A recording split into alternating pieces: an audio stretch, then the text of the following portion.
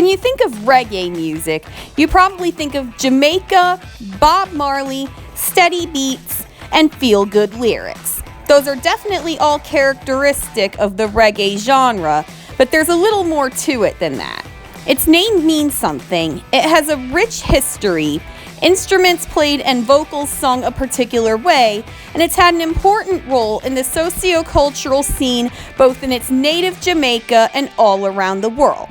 That's what we're going to learn all about in today's installment of the Online School of Pop Culture. But before we get into that, I want to give a warm welcome to anyone who's new to my channel. If you want access to an entire library of YouTube essays on all things music, movies, TV, literature, theater, food, drink, and more, all you have to do is click subscribe. You also might want to tap the bell icon so you get the message whenever I put up a video on something you might want to learn more about. But enough about that. Time to talk about reggae. So why exactly is it even called reggae in the first place? Reggae as a musical term first appeared in print with the 1968 rocksteady hit Do the Reggae with the Y by the Maytals, which named the genre. Reggae historian Steve Barrow credits Clancy Eccles with the altering Jamaican patois word streggae, which is loose woman, into reggae. Bob Marley claimed that the word reggae came from a Spanish term for the king's music.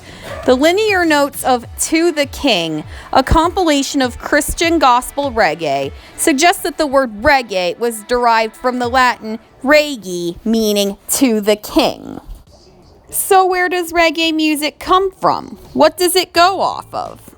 Well, that can be best described as a mix of ska and rocksteady with strong influences of traditional Caribbean mento and calypso music, as well as American jazz and rhythm and blues. The reggae genre also has the Rastafari movement largely to thank for it, and also the other way around. Rastafari entered some countries primarily through reggae music. Thus, the movement in these places is more stamped by its origins in reggae music and social milieu. Rasta drummers like Count Ossie also popularized reggae music through the genre's early recordings. Some of the first known recordings in the reggae genre were Larry and Alvin's Nanny Goat and the Belltones' No More Heartaches. The beat in these songs is set apart from ska and rocksteady genres from which reggae draws its roots, in that it dropped any of the pretensions to the smooth, soulful sound that characterized slick American R&B, and instead was closer in kinship to U.S. Southern funk, being heavily dependent on rhythm section to drive it along. The shift from rocksteady to reggae was illustrated by the organ shuffle pioneered by Jamaican musicians like Jackie Mittoo and Winston Wright, and featured in transitional singles Say What You're Saying by Eric Monty Morris and People Funny Boy by Lee Scratch Perry. In early 1968, the first bona fide records were released, and the newest Jamaican sound began to spawn big-name imitators in other countries. American artist Johnny Nash's 1968 hit Hold Me Tight has been credited with first putting reggae into the American listener charts. Around the same time, rock and pop songs started to sprinkle themselves with elements of reggae, one example being 1968's Obla Di Obla Da by the Beatles. While the quality of reggae records produced in Jamaica took a turn for the worse following the 1970s oil crisis, reggae produced everywhere else in the world began to flourish. In the late 1970s and early 1980s, the UK punk rock scene flourished, and reggae was a notable influence. Punk bands such as The Clash, The Ruts, The Members, and The Slits played many reggae-influenced songs. Around that time, reggae music took a new path in the UK, one that was created by the multiracial makeup of England's inner cities and exemplified by groups like Steel Pulse, Aswad and UB40, as well as artists such as Smiley Culture and Carol Thompson. The Jamaican ghetto themes in the lyrics were replaced with UK inner city themes, and Jamaican patois became intermingled with Cockney slang. Despite the reggae music industry being so male-dominated, women also play an important role. Personnel such as Olivia Grange, president of Specs Shang Music, Trish Farrell, president of Island/Jamaica, Lisa Cortez, president of Loose Cannon, Jamaican-American Sharon Gordon, who has worked in the independent reggae music industry. So why does reggae music sound the way it does? Reggae is played in 4/4 time because the symmetrical pattern does not lend itself to other time signatures, especially 3/4. One of the most easily recognizable elements is offbeat rhythms, staccato chords played by a guitar or piano, and sometimes both, on the offbeats of the measure. This is often referred to as the skank. The instrumentation of reggae is made unique from that of ska and rocksteady by a slower tempo, the guitar and piano offbeats, the emphasis on the third beat, and the use of syncopated, melodic bass lines. Reggae drummers often give 3 tips to other reggae performers, particularly newcomers.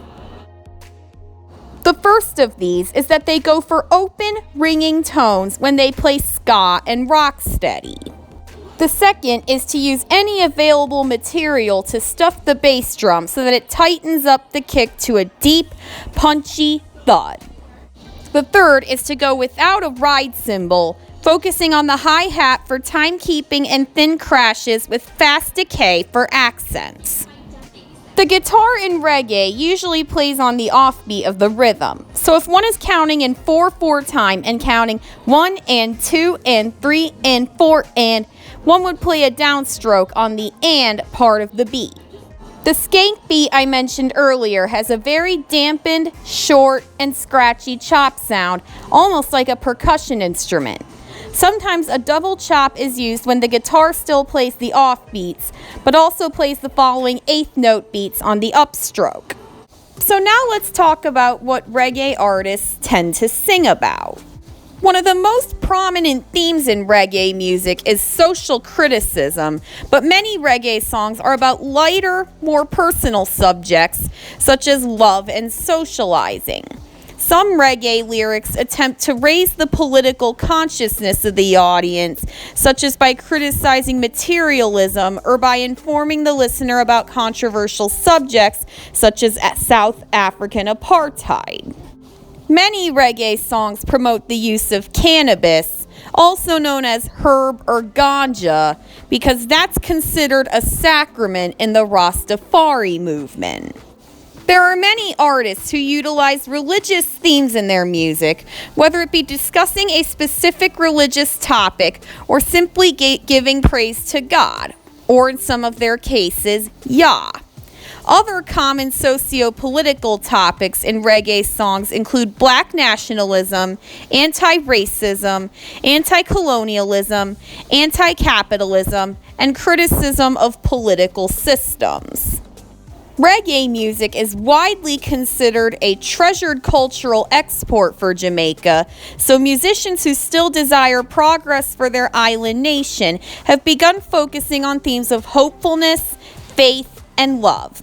For elementary children, reggae songs such as Give a Little Love, One Love, and 3 Little Birds, all written by Bob Marley, can be sung and enjoyed for their optimism and cheerful lyrics. So let's talk about how and why reggae music is such a big deal all around the world. Hispanic reggae includes 3 elements: the incorporation of the Spanish language, the use of translations and versions based on known rhythms and background music, and regional consciousness. It's a medium of rebellious contestation rising from the underground. Hispanic reggae is related to rap music, sharing characteristics that can be found not only in the social conditions in which they developed in the region, but also the characteristics of social sectors and classes that welcome them. Brazilian samba reggae utilized themes such as the civil rights movement and the black soul movement, and especially the Jamaican independence movement since the 1960s and its messages in reggae and Rastafari. Thus, the sudden popularity of reggae music and musicians in Bahia, Brazil, was not the result of the effects of the transnational musical industry, but the need to establish cultural and political links with black communities across the Americas that had faced and were facing similar socio-political situations. Modest Yahoo gained prominence by blending traditional Jewish themes with reggae music, compounding his use of the Hudson style. Modest Yahoo's lyrics are mostly English, with more than occasional use of Hebrew and Yiddish. There is a large Caribbean presence in Toronto and Montreal, Canada, with English and French impressions on the reggae genre. Canadian band Magic's 2013 single Rude, which fuses reggae styles, was an international hit. The UK has been a primary destination for Caribbean people looking to emigrate as early as the 1950s. Because of this, Caribbean music in the United Kingdom, including reggae, has been popular since the late 60s and has evolved into several subgenres and fusions. Most notable of these is lovers rock, but this fusion of Jamaican music into English culture was seminal in the formation of other musical forms like drum and bass and dubstep. The UK became the base from which many Jamaican artists toured Europe, and due to the large number of Jamaican musicians emigrating there, the UK is the root of the larger European scene that exists today. Many of the world's most famous reggae artists began their careers in the UK. Singer and Grammy Award-winning artist Maxi Priest began his career with seminal British sound system Saxon Studio International. In Germany, the 3 successful Reggae Summer Jam open-air festivals were crucial parts of the renaissance of Caribbean music in Germany, but in 1990, conflict broke out between the 2 main German promoters who had cooperated so well during the previous seasons. With a lot of infighting and personal quarrels, each of them pursued his own preparations for a big summer festival. The result was that 2 open-air events took place on the same day. When Bob Marley came to visit Zimbabwe on their Independence Day of April 18, 1980, this made a huge boost to the reggae genre in Africa. Not just Zimbabwe, but the entire continent of Africa. In South Africa, reggae music has played a unifying role amongst cultural groups in Cape Town. During the years of apartheid, the music bonded people from all demographic groups. Lucky Dube recorded 25 albums fusing reggae with Mbaqanga. The Marcus Garvey Rasta Camp in Philippi is regarded by many to be the Reggae and Rastafari Center of Cape Town. Reggae bands play regularly at community centers such as the Zolani Center in Nyanga. What was the most interesting thing you learned about reggae music today? Are you a reggae listener yourself? Why or why not? Let me know in the comments down below. If you want a channel with videos about music genres, musical artists, musical theater, and other aspects of pop culture like what you saw today, click subscribe. While you wait for a new video just like this one, click the links on your screen. I hope it gets you coming back for even more.